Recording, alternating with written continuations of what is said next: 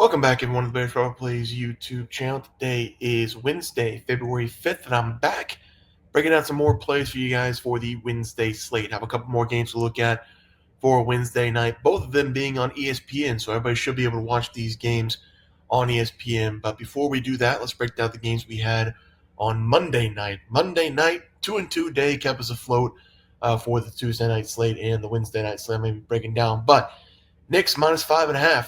If we would have done the videos at 7, maybe people wouldn't have won this one. I think they closed at 7. We had it 5.5 going up against the Rockets. Didn't look great the entire time. Won the game by 6. Jalen Brunson, into the game, absolute stud. I said when he was coming down the court, it was like a minute 30 left, a minute 15 left, and he was just walking to the right side like he's pulling. He's 100% pulling from there, and he did put the Knicks up by, I think, 4 points at the time with like close to a minute left. He was like looking at his hand like, what the hell did I just do? He's the reason they won that game. He went off in that one. The Thunder, they closed at minus 17.5. We got them minus 10.5. I told you Giannis or Lillard will not be playing this game on the back-to-back. Both of them probable in the game before, and neither of them played. So the Thunder stomp all over the Bucks. 2 player props were 2 losers. Both of them closed. Jalen Green scored 21 points, had 23.5. Sabonis, I think he finished with 11 or 12 rebounds, had 13.5 as a rebounding total. So player props, not great. Game picks, pretty good. Usually that's the opposite. So let's just see if we can go 4-0 today. Let's just go 4-0. That way we don't have to worry about anything else. But let's take a look at the games. Thunder going up against the Phoenix Suns here. Thunder going to be at home. I'm going to take the Phoenix Suns, though, against the spread. I'm assuming the spread's going to be Thunder like minus 6.5, minus 7.5. They've been so good over the last couple of games. Just look at the last couple of games. They have beat the Kings by 34 and the Bucks by 31. Now, the Bucks, kind of understandable because they didn't have Giannis and Damian Lillard. But the Kings, they had everybody healthy in that game, and the Thunder just dominated them by 30-plus points. So this is a very dangerous Thunder team, putting up 125-plus points in back-to-back games. Only loss over the last 4 is against the Warriors. They lost that game by 6 points. But the Suns are coming off back-to-back losses, both of them being on the road going up against the same team in the Portland Trailblazers. Usually I don't really care about a bounce-back spot for like a middle-of-the-pack team like the Suns. I don't think the Suns are overly great. I don't think they're going to win a title this season. They obviously have all the star players, Booker, Beal, Durant, but the bench is kind of weak for the Suns. This is a game I think the Phoenix Suns will come out and try to win this one. I think they can win this one outright pretty easily, but the only problem is they're going up against the Thunder. So I'm going to take the points in this game. I think Booker and Durant will both have 30-plus in this one. Bradley Beal coming off the bench. He's been really good off the bench. So hopefully everybody, all the big 3 here, chip in going up against the Thunder. I think the Thunder are a very good team. Obviously, SGA going to win MVP this season, but they have a couple injuries that I'm worried about. Williams is still not going to play in this game, so that's a huge miss for them. Also, Carson's not going to play in this game for them. They also have Chet Holmgren still out. So while they're being a dangerous team right now, scoring 125-plus points in back-to-back nights, I think the Suns will be able to stick with them in this game. I'm going to take the points in this one with the Suns as the play. Let's go to the next play for tomorrow. We're going to be looking at the Spurs going up against the Atlanta Hawks. I did look it up.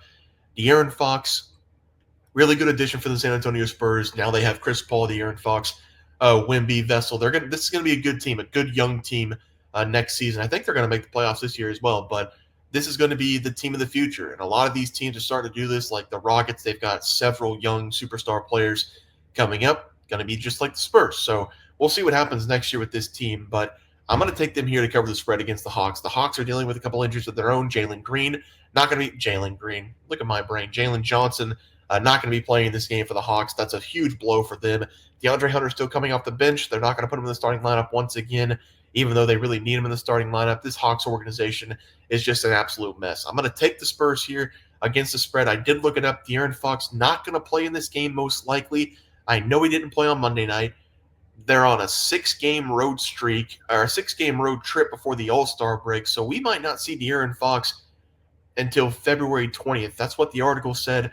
I'm assuming he's going to be with the team, at least in this game, going up against Atlanta. Maybe they put him in some of these games on the road, but from what the article said about the Spurs, they don't even know if he's going to play until the 20th. So we'll see what happens. I hope he plays in this game, and it'll make my bet even more confident, but I just don't see him playing in this one, especially off of what I read this morning on the road trip, and he's just now getting with the team. And I don't know if they're going to let him play on the road in any of these games, but I hope they do. But either way, I'm going to take the Spurs against the spread.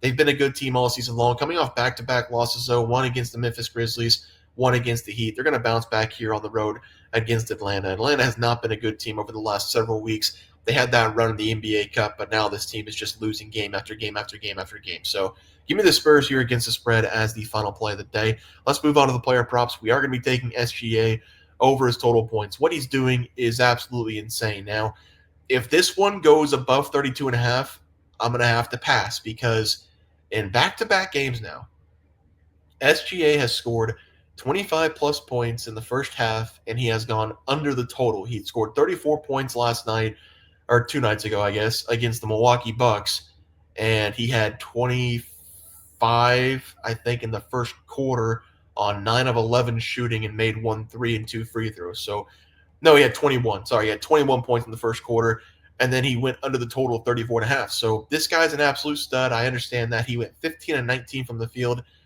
The only reason I like the over in this game is because I think the Suns will be competitive. In the other 2 games, they weren't competitive against the Kings and the Bucks. I'm going to go over 32.5 points. But again, if it goes to 33.5, we got to start thinking to ourselves, 33.5 points in an NBA game, that's hard to do, even for one of the best scorers in the NBA. So I'm going to go with the under 33.5 if it gets up there, but over 32.5 points for right now. I think it will be 32.5 going up against the Suns. Again, SGA has been an absolute monster this season.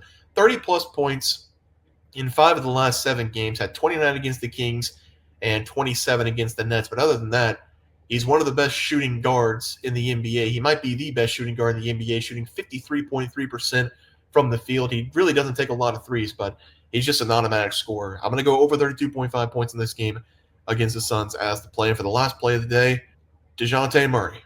He goes down with the injury. Over the last 3 games, this has been the go-to guy for the Pelicans. Trey Murphy, I've talked about him before. People are like, oh, this kid's going to be good in a couple years. This kid's going to be good. He's good now. He's a superstar player now. 32 points against the Mavericks, 40 points against the Celtics, 41 points against the Denver Nuggets in the last 3 games. He's going back up against the Denver Nuggets tonight in a back-to-back game against the same team. 41 points, 13 of 21 from the field, 8 of 12 from 3.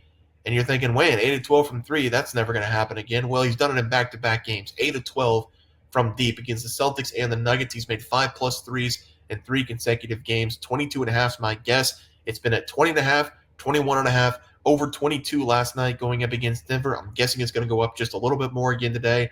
Over 22.5 points, 20+ shot attempts in back-to-back games, 40+ points in back-to-back games. Denver coming in with the bottom 5 defense in the NBA this season. Give me Trey Murphy here over his total points as the final play of the day. Let's go to the NBA recap graphic.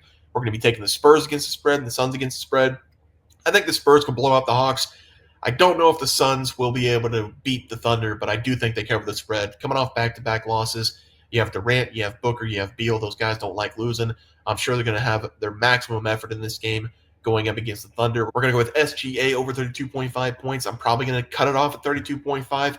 If it goes to 33.5, I know he can go over 33.5 points. I just don't think it's a smart play. 32.5 has been the cutoff basically all season long. He has had these 40-point games, 50-point game, but 32.5 is going to be the cutoff for me. We're going to have Trey Murphy over 22.5 points. This one might be 23.5, but I'm just going off what I've been seeing over the last couple of days out of this player prop. So over 22.5 points as the final play of the day. Guys, it's going to do it for the NBA picks and props for Wednesday, February 5th slated games. If you guys enjoyed the content, please sure to drop a like this video and subscribe to the channel below. See you guys next video, and thanks for watching.